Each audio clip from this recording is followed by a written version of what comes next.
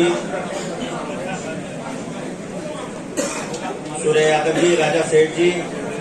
Ticket लेने से इनकार कर दिया। डॉक्टर साहब इंडिपेंडेंट चुनाव लड़ रहे हैं, आप अपने कैंडिडेट को हटा रहे हो। आपकी रणनीति क्या है? आप बरेली को दिखाना क्या चाहते हो? बरेली को देना क्या चाहते हो? हम हैं, हम छाती खोल करके चले हैं, हम कमल पर वोट मांग रहे हैं और हमारी पार्टी ये है। अगर बैकडोर से आप वोट मांग रहे हो, अगर आप पर्दे के पीछे से रणनीति तय कर रहे हो, अगर आप पर्दे के पीछे से बाईपास करके वोट मांग रहे हो, इसका मतलब जनता का सामना करने की हिम्मत आप में नहीं है। अगर आपकी पार्टी ने अच्छा काम किया है तो आप साइकिल पर वोट मांगिए। आपने अच्छा काम किया, आपके भाषण करिए कि हमने ये काम किया है उत्तर प्रदेश के लिए। आपने गुंडों को, माफियाओं को बढ़ावा देने का काम किया है। आज जितने गुंडे माफिया व्हील चेयर पे हैं, ये इनके द्वारा पुष्पित पल्लवित माफिया है। इन लोगों ने उनको माननीय विधायक बनाने का काम किया है। और मैं कहना चाहता हूं आपसे, बरेली के लोगों, बरेली को अराजकता की आग में झोंकने से बचाइए। बरेली को दंगों की आग में झोंकने से 1000 से अधिक दंगे इनकी सरकार में हुए और इनका सगल है कि भाई से भाई को लड़ाना और डेवलपमेंट जीरो करना। इनको सड़क, पानी, बिजली, स्कूल, अस्पताल से मतलब नहीं है। आज प्रदेश में कहीं चले जाइए आप, बेसिक शिक्षा के स्कूल 90% प्राइवेट मॉन्टेसरी के बेहतर बनाने का काम हमारी सरकार ने किया। प्रधान के कार्यालय, डीएम ऑफिस से बेहतर बने पूरे बरेली में जाके दिखाइए। मैं डंके चोट पे कहता हूँ, वहां इंटरनेट लगा है, हमारी बच्ची बैठी है जो आपके सारी सुविधाएं वहीं दे रही है। 2,70,000 किलोमीटर डामरीकृत सड़कें प्रदेश में है। हर जिले को 4 लेन 2 लेन से जोड़ा है। सर्वाधिक एक्सप्रेसवे हमारे पास है। बिजली के बारे में हमारे जीजा फूफा पूछते थे, दिन की बत्ती है कि रात की? सपा में पूछते थे, बताओ जरा क्या कहते थे? क्या कहते थे, दिन की है कि रात की? अब तो जनरेटर भी नहीं चल रहा। हमारे पड़ोसी के, हमारे गंगवार साहब हमारे सीनियर हैं, इनके मोहल्ले में एक बार गए, जनरेटर चल रहा था तो पड़ोसी का धुआं हटाओ अपना। अब तो धुआं का चक्कर नहीं है, इन्वर्टर भी नहीं बिक रहे। बिजली लगातार देने का काम। साहब कई बरस तक हमारी बिरयानी खाते रहे कांग्रेस पार्टी के रीजन में। खुलेआम AK-47 से हमला हुआ, लेकिन जब पुलवामा में अटैक हुआ तो हमने पाकिस्तान के 400 आतंकवादी कैंपों को पाकिस्तान में घुसकर नष्ट किया। और अभिनंदन तो जाकर के उनके आज खेत में उतर गए थे, याद है आपको? लोगों को लगा था कि अब अभिनंदन गए। सब लोगों, हम भी टीवी बैठे थे, ऐसा लग रहा था कि 6 रन बचे हो और एक ही बाल हो या आउट या गए, यही तो लग रहा था। टीवी बंद नहीं कोई करने को तैयार था। लेकिन दूसरे दिन जब मोदी जी ने कहा कि अभिनंदन सकुशल वापस चाहिए, तो अभिनंदन नया कोट पैंट पहन करके बाहर आते दिखे थे। ये है भारत की ताकत। दूसरा उदाहरण बताते हैं, रूस यूक्रेन युद्ध चल रहा है। भारत के बच्चे वहां पढ़ने जाते हैं डॉक्टरी, हजारों फंसे थे। मोदी जी ने दोनों राष्ट्राध्यक्षों से बात की, रूस से भी की, जेलेंस्की से भी की। कहा तिरंगा लेकर के जो बस गाड़ी निकलेगी हवाई अड्डे की तरफ, उस पर गोली नहीं चलेगी। और गोली नहीं चली, युद्ध विराम हो गया और तिरंगा लेकर के हजारों विद्यार्थी निकल आए। तीसरा देखिए, अभी सूडान में विद्रोहियों और सेना के बीच में झगड़ा चल रहा है। हमारी सेना अपने भारत के लोगों को लेने के लिए, अपने उत्तर प्रदेश के लोगों को लेने के लिए बड़ी संख्या में जहाज वहां जा रहे हैं और जहाज वहां लैंड कर रहे हैं और अपने लोगों को लेके आ रहे हैं, सकुशल वापस ला रहे हैं। ये है भारत की ताकत दुनिया के दरबार। चिकित्सा विज्ञान के क्षेत्र में चिकित्सक लोग मंच पर बैठे हैं बरेली में, अब सभी चिकित्सक हमारे नेतृत्व कर रहे हैं। कंट्री है, वहां हर गली में, हर मोहल्ले में रामलीला खेली जा रही थी। राम की लीला का मंचन हो रहा था। सत्य अटल जी ने वहां के राष्ट्राध्यक्ष से पूछा कि भाई आप तो मुस्लिम हो, रामलीला कैसे हो रही है? तो उन लोगों ने जवाब दिया, हमने धर्म परिवर्तित किया है। अपने पूर्वज नहीं बदले हैं, हमारे पूर्वज प्रभुराम हैं, हमारे संस्कार भारतीय संस्कृत से मिलते जुलते हैं। और उत्तर प्रदेश और हिंदुस्तान में क्या हो रहा है हमसे छुपा नहीं है। हमारे संस्कारों को तोड़ा मरोड़ा जा रहा है, हमेशा असफल प्रयास किए जा रहे हैं। हमें लगता है जैसा कि तुलसीदास जी ने कई बार उद्धत किया है, मत गई बूढ़ की बारी है। हर स्थिति में हम लोगों ने भारत की संस्कृति को बचाए रखा है। 5000 वर्ष पूर्व से लेकर अब तक हजारों बार हमारी संस्कृति पर हमले हुए हैं। एक बार तो एक राजा मुगल कालीन थे, वो जब तक 9 मन जनेऊ इकट्ठा नहीं हो जाता था उसमें आग लगाते थे, तब भोजन करते थे। हजारों सालों से हमारी संस्कृति पर, हमारे संस्कारों पर हमले हुए हैं, लेकिन हमने भारत की संस्कृति की पताका को झुकने नहीं दिया। आपको पता है नालंदा यूनिवर्सिटी में आग लगा दी गई, उपनिषद ग्रंथ पुराण वेद जलने लगे। उस समय के आचार्यों को, विदुषियों के लोगों को लगा कि हमारी संस्कृति जल करके नष्ट हो जाएगी, कौन इसे रखेगा, आने वाली पीढ़ी को कौन साथी सौंपेगा। उस समय के गुरुजनों ने तय किया, आचार्यों ने तय किया कि दक्षिणा नहीं लेंगे। गुरुकुल में लोग पढ़ने जाते थे, सभी अपने अपने शिष्यों को वेद पुराण ग्रंथ उपनिषद याद करा दिए। आज उसी का परिणाम है कि भारत अपने वेद संस्कृत के आधार पर दुनिया में भारत माता के विश्व गुरु की तरफ बढ़ने का तेजी के साथ आज हम कर सकते हैं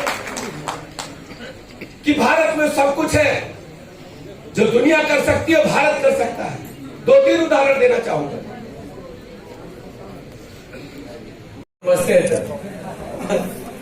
ऐसे परम आदरणीय श्री संतोष गंगवार जी मंच पर उपस्थित, हम लोगों ने आदरणीय श्री संतोष गंगवार जी के नेतृत्व में स्मार्ट सिटी में भी एडवाइजरी बोर्ड बनाया, जिसमें हमारे माननीय विधायक हमारे डॉक्टर अरुण कुमार जी जो वन मंत्री हैं वो भी हैं, और आदरणीय संजीव अग्रवाल जी भी उसके विधायक जी हमारे बोर्ड के मेंबर हैं।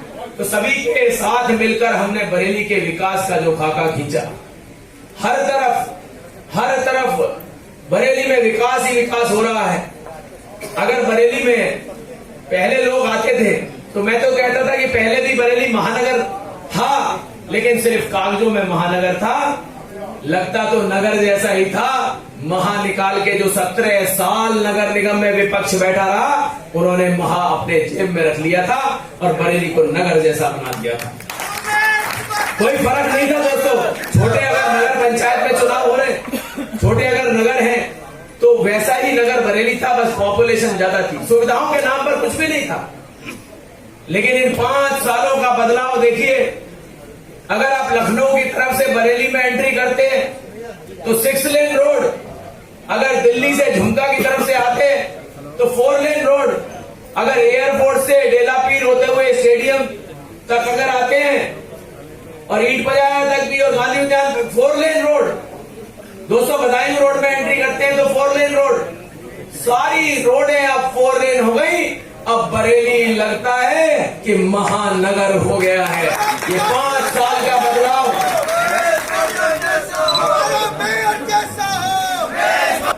कि 30,000 लाइटें थी 2017 दिसंबर तक, जब आपके आशीर्वाद और आपके सहयोग से मैं महापौर की कुर्सी पर बैठा था, तो मात्र 30,000 लाइटें थी। इन 5 सालों में हर गली हर रोड को रोशन करने के लिए हमने 45,000 लाइटें लगाई हैं इन 5 सालों में। बीत गया है माननीय योगी जी के नेतृत्व में उत्तर प्रदेश में बीजेपी की सरकार और केंद्र में माननीय मोदी जी के नेतृत्व में लगातार सरकार चल रही है। अब भारत कोई कमजोर देश नहीं है, भारत किसी के आगे हाथ फैलाने वाला देश नहीं है, और उत्तर प्रदेश तो पूरी तरह से बदल चुका है। क्योंकि आप सब प्रबुद्ध वर्ग के हैं, इसलिए गंभीर चिंतन मनन करते हुए आपको निर्णय लेना है और जन जन तक बरेली के लोगों के पास पहुंच करके उमेश गौतम जी की बातों को पहुंचाना है।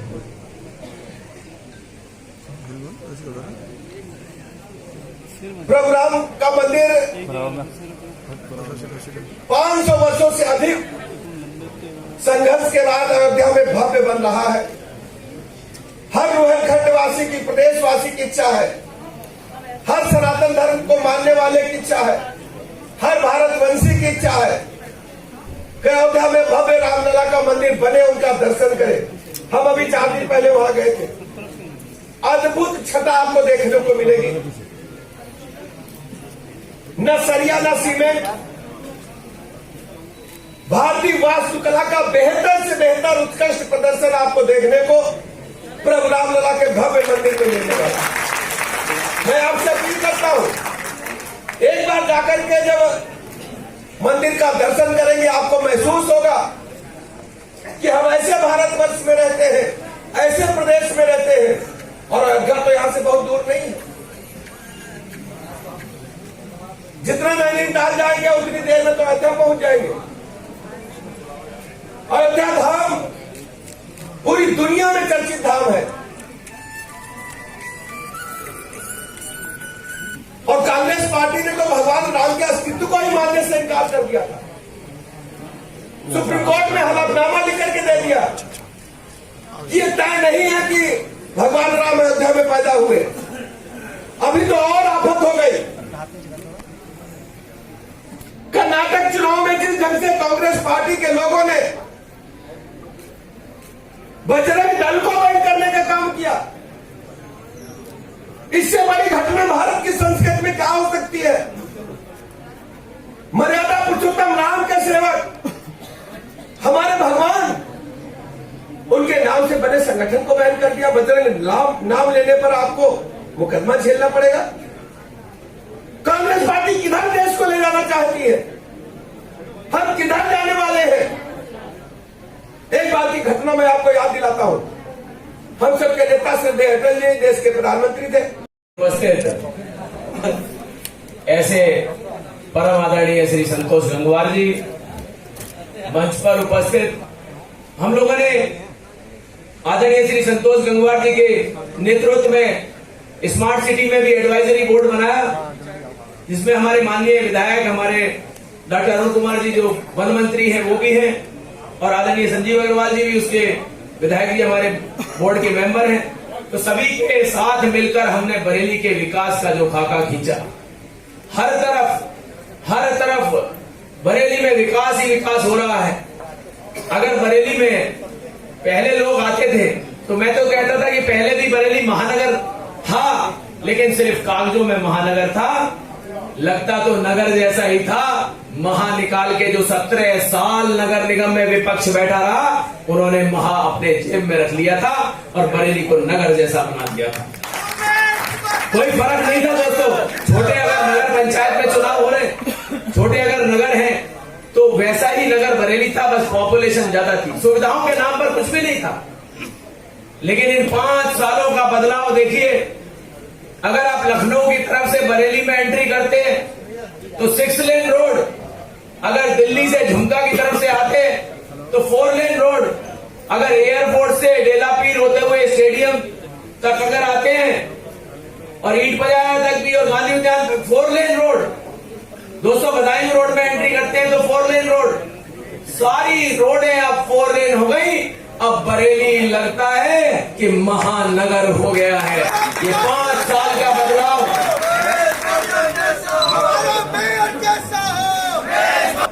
कि 30,000 लाइटें थी 2017 दिसंबर तक, जब आपके आशीर्वाद और आपके सहयोग से मैं महापौर की कुर्सी पर बैठा था, तो मात्र 30,000 लाइटें थी। इन 5 सालों में हर गली, हर रोड को रोशन करने के लिए हमने 45,000 लाइटें लगाई हैं इन 5 सालों में। चुनाव हुआ है प्रथम चरण का। उन चुनाव में हर जगह भारतीय जनता पार्टी आगे है। 10 नगर निगम में और नगर पालिका परिषदों में, नगर पंचायत में पार्षद सहित भारतीय जनता पार्टी प्रचंड बहुमत से आ रही है।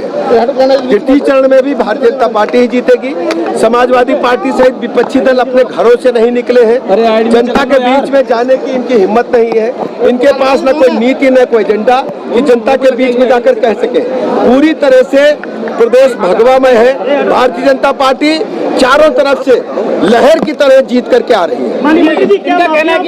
सफाया हो रहा है पूरे प्रदेश से। देखिए, हमारी मंशा है, हमारी सरकार की नीति है कि हर स्थिति में अदालत के माध्यम से एक एक अपराध के मामले में पैरवी करके सभी अपराधियों को हम कड़ी से कड़ी सजा दिलाने के लिए काम करेंगे। अखिलेश यादव ने कहा है कि वो चुनाव